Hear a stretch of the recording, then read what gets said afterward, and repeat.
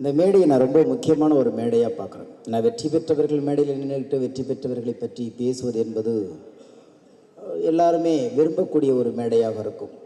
அல்லது நிறைய பிரபரங்கள் இருக்கிற மேடையில் நம்மளும் ஒருத்தராக இருக்கிறது அதுவும் விரும்பக்கூடிய மேடையாக இருக்கும். ஆனால் இந்த மேடை ரொம்ப வித்தியாசமான ஒரு மேடையாக நான் கருதுகிறேன். அதற்கு ஒரு மிகப்பெரிய வாய்ப்பை ஏற்படுத்தி கொடுத்தது என்னுடைய மாப்பிள்ளை குகன் தான். ஏன்னா நான் பழகின காலத்தில் நிறைய அண்ணன் சொல்லி தான் நிறைய பேர்த்த சினிமாவில் கூப்பிடுவேன். நான் அதிகமாக மாப்பிள்ளைன்னு சொல்லி கூப்பிட்ட கேரக்டர் குகன். நான் பார்த்த கிட்டத்தட்ட 15 வருஷத்துக்கு முன்னாடி நான் பார்த்துருப்பேன்னு நினைக்கிறேன். அந்த கணத்திலிருந்து இந்த கணம் வரைக்கும் அவர்கிட்ட இருக்கிற அந்த உற்சாகமும் அண்ணன் பிரபாகரன் சொன்னது போல் அந்த சினிமா மேலே உள்ள காதலும் அவனை ஒரு நாடோடியாகவே இந்த சினிமா பல காலகட்டங்களை தூக்கி எறிஞ்சிருக்கு. ஆனால் இவ்வளோ காலம் அவளை இதெல்லாம் சலித்து இந்த மேடைக்கு வரத்துக்காண்டி அவன் பட்ட சிரமங்கிறது எழுத்தில் எழுதவே முடியாது. ஆனால் எப்போதுமே அவனுடைய முகத்துலேயும் சரி வார்த்தையிலையும் சரி சோர்வு வந்ததே கிடையாது. அப்படி அவன் இப்போ அண்ணன் சொன்னார், ஒரு தண்ணீர் கதை சொன்னார், சல்லடையை தூக்கி எறிஞ்சோன்னு நிறைஞ்சிருச்சுன்னாரு. ஒரு ஜப்பானிய பழமொழி ஒன்று இருக்கிறது, தண்ணீரையும் சல்லடையால் அள்ளலாம், அது பனிக்கட்டியாகும் வரை பொறுமை இருந்தால். அந்த பொறுமை தான் இன்றைக்கு இந்த மேடையை குகனுக்கு கொடுத்துருக்கு. உடனே குகன் அவரை வாழ்த்த வந்திருக்கின்ற கருடானந்த சுவாமிகள் இப்போ தான் அறிமுகமானார். பயங்கர ஃப்ரெண்ட்லி ஆகிட்டோம் நாங்கள் 2 பேரும். ஏன்னா பகுத்தறிவு கலந்த ஆன்மீகம் என்பது அரிதான ஒன்று. பேசும்போது பரவாயில்லை, எந்த வர்ணாசிரமத்துக்குள்ளும் மாட்டிக்கொள்ளாமல் மனிதர்களை மதிக்கக்கூடிய ஒரு ஆன்மீகம் ஐயா கருணானந்தம் இருக்கிறது இந்த ஒரு மணி நேரம் அவங்க கூட பேசிக்கிட்டு இருந்தேன். ஒரு ரொம்ப பகுத்தறிவாளராக இருக்கார், ஆன்மீகத்துலேயும் ரொம்ப நேர்மையாக இருக்கார். அவர் இந்த மேடையில் இருக்கிறது ரொம்ப ரொம்ப ஒரு சந்தோஷமான ஒரு தருணமாக நான் பார்க்குறேன். அதே மாதிரி இந்த படம் இந்த களத்துக்கு இங்கே வரத்துக்கு காரணமாக இருந்த தயாரிப்பாளர் ஜெசிகா. ஏன்னா அவங்க இன்றைக்கி குகன் கூட உட்காந்துக்கிட்டு அவ்வளோ வேலைகள் என்னை ஒரு வாரத்துக்கு முன்னாடி என்னை பார்க்க வந்தாங்க. அப்போ சொன்னாங்க, மாப்பிள்ளை யாரை கூப்பிட்றனே தெரில, எல்லாம் தேர்தல் நேரமாக இருக்குனாங்க. நாங்களும் எல்லாரும் முயற்சி பண்ணோம். ஏன்னா எதுக்குள்ளேயும் மாட்டிக்க கூடாதுங்கிற ஒரு எச்சரிக்கையிலேயே குகன் மீது உள்ள நட்பும் அவன் மீது உள்ள மரியாதையும் அக்கறையும் இருந்தால் கூட இந்த நேரத்துக்குள்ளே இந்த வளாகத்துக்குள்ளே வந்தால் எங்கே நிறமாறி போய்விடுமோங்கிற ஒரு பயம் அநேகமாக ஒரு 50-60 பேர்த்துக்கிட்டனாவது நம்ம தொடர்பு கொண்டு போகணும்னு நினைக்கிறேன். அப்போ தான் சொன்னார், மாமாப்பிள்ளை யாருமே வேண்டாம், நம்மளை நம்பி யார் வராங்களோ உட்கார வச்சு நம்ம பண்ணுவோன்னாரு.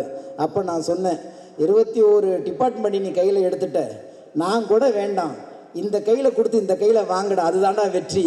ஏன்னா உனக்கு நீ அவனை விட என்னை யார் உன்னை நம்ப போகிறா அப்படின்னு சொல்லிக்கிட்டு இருந்தோம். அந்த மாதிரி அவ்வளோ தன்னம்பிக்கை.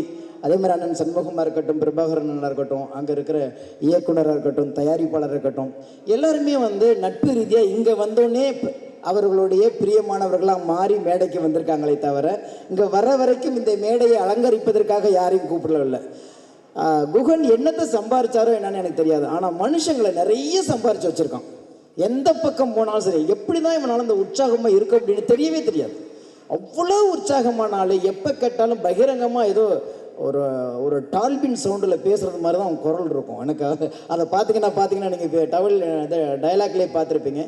இதையெல்லாம் மீறி சினிமா ஒருத்தனை மிகப்பெரிய அச்சுறுத்திக்கிட்டே இருக்கும். நம்மளாம் சினிமாவுக்கு சிரமப்பட்டு இன்னும் உதவி இயக்குனராகவே, இன்னும் சாதாரண துணை நடிகர்களாகவே 5 வருஷம் 6 வருஷம் போராடிட்டு முடியாமல் மறுபடியும் தன் சொந்த ஊருக்கே திரும்ப முடியாமலும் இந்த ஊரில் வாழ முடியாமலும் எத்தனை பேர் இங்கே நாடோடியாக தெரிஞ்சுக்கிட்டு இருக்கிறோம்.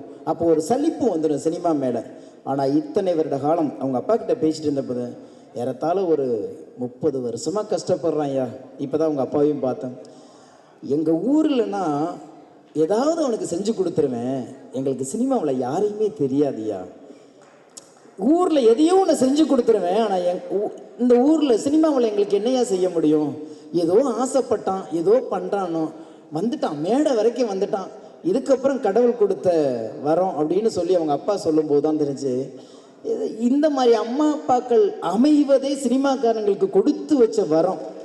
போய் ஜெயிக்கலைன்னா மரியாதையாக மாடு மேய்க்க வாடா, கல்யாணத்தை பண்ணுடா, ஊரில் இருல, வயக்காட்டை பாடுறான்னு சொல்லி விரட்டிட்டு இருக்கிற அம்மா அப்பாவுக்கு பற்றியில் ஆசைப்பட்டுட்டல போ எதுவாவது பார்த்துன்னா. எங்கள் அம்மா அப்பாவை பற்றி நான் ஒரு கவிதை எழுதியிருக்கும்போது அந்த வரிகள் தான் அப்பாவை பார்க்கும்போது யாகம் வந்துச்சு. உங்களுக்கு என் மீது பாசம் இல்லை, அதனால் முதல் குழந்தையாக பெறவில்லை. இப்படி ஒரு கவிதை ஆரம்பிச்சிருப்பேன். ஏன்னா நான் கடைசி பையன், 8வது பையன். அதில் ஒரு வரி சொல்லியிருப்பேன், எது எப்படியோ நீங்கள் எனக்கு எதுவுமே செய்யவில்லை, எனக்கான சிந்தனைகளையோ என்னுடைய பிரியங்களை நீங்கள் பகிர்ந்து கொள்ளவில்லை, நான் எது செய்தாலும் அமைதியாகவே இருந்தீர்களே, அதற்காக நன்றின்னு சொல்லி அந்த கவிதையை முடிச்சிருப்பேன். ஒரு நீண்ட கவிதை. அதனால் அவன் என்ன செய்கிறானே தெரியுமோ தெரியாது இல்லை, அமைதியாக இருந்து அவனுக்கான வழியை திறந்து விட்டதுனால நிஜமாக நீ விழுந்து விழுந்து வணங்க வேண்டியது அம்மா அப்பா அக்கா கால்களில் தான். ஏன்னா எப்போதுமே ஒரு சகோதரியை பாசம் சகோதரனுக்கு தான் தெரியும். அதுங்க பார்க்கும்போது பார்த்தோம், ஒரு தோழமையோடு அவங்க வந்து அரவணைத்து அந்த பாசத்தை இந்த மேடையில் வரத்து கொண்டு என் தம்பி ஏறி நிற்கிறான், என் அண்ணன் ஏறி நிற்கிறாங்கிற அந்த பாசங்கிறது வேறு. எனவே இது வந்து ஒரு வித்தியாசமான ஒரு விழா. எனக்கு இதில் என்ன இன்னும் கொஞ்சம் மரியாதை உண்டு குகன் மேல் அப்படின்னா, உங்களுக்கெல்லாம் தெரியும் தஞ்சாவூரில் பேராவூரணிங்கிற மாவட்டத்திலேயே அங்கே வந்து குருவிக்கரம்பை சண்முகம் அவங்க வம்சாவளியில், அதாவது ஒரு வகையில் பெரியப்பா முறைன்னு நினைக்கிறேன் உங்களுக்கு, அந்த வம்சாவளியில் வந்து அவர் யாருன்னா இந்த தலைமுறைகளுக்கு தெரியாதுன்னு நினைக்கிறேன், மற்ற பத்திரிகையாளர்களுக்கு நிறைய தெரியும். பாக்கியராஜ் மூலியமாக தான் அவர் பாடலாசிரியராக இருந்தார். அவர் வந்து நம்ம கல்லூரியில் வந்து தமிழ்துறை தலைவராக இருந்தார், பச்சையப்பன் கல்லூரியில் இருந்தார்னு நினைக்கிறேன். அவர் எழுதின முதல் பாட்டு, கவிதை அரங்கேறும் நேரம் மலர் கணைகள் பரிமாறும் தேகம், இந்த மாதிரி புகழ்பெற்ற பாடல்களை பாடிய ஒரு கவிஞனின் அந்த ரத்தத்திலேருந்து அந்த உணர்வுலேருந்து வந்ததுனால எனக்கு குகன் மேலே ரொம்ப எனக்கு பாசம் உண்டு.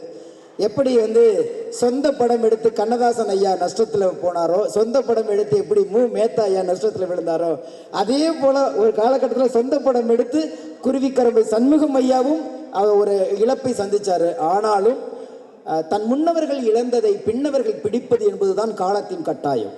இந்த காலம் என்னை துரத்தி கொண்டே இருந்தாலும் என்னுடைய இலக்கு ஒன்றுதான் அப்படிங்கிற அந்த ஒற்றை கோரிக்கையில் ஓடி வந்து இந்த இடத்துல நிற்கிறான். இந்த படம் நல்லா இருக்கு நல்லா இல்லை அதெல்லாம் நான் எதை பற்றியுமே பேச மாட்டேன்.